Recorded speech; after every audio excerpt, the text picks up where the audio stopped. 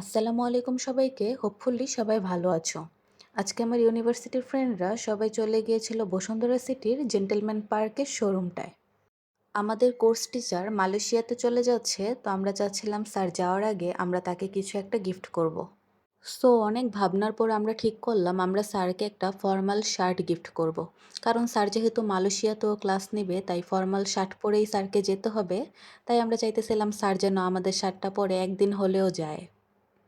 তো এই শার্ট দেখা, দেন শপিং করার দায়িত্ব আমরা দিয়েছিলাম ছেলেদেরকে। কারণ ওরা যেহেতু ছেলে মানুষ, ওরা খুব ভালো বুঝবে এগুলা।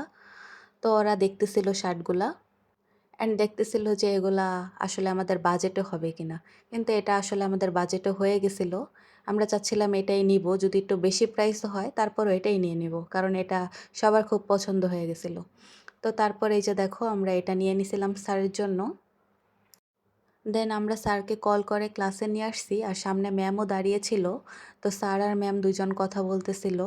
স্যার আসলে আমাদের অ্যারেঞ্জমেন্ট দেখে নিজেও খুব সারপ্রাইজ হয়ে গিয়েছিল। এই যে দেখো তোমাদের সাথে একটু ক্লিপ শেয়ার করি। Also, like, আপনি তো জানেন আমরা আপনাকে অনেক হিউজ পেপার ভালোবাসা সো স্যার আমরা স্যারকে স্যারের গিফটটা দিয়ে দেই।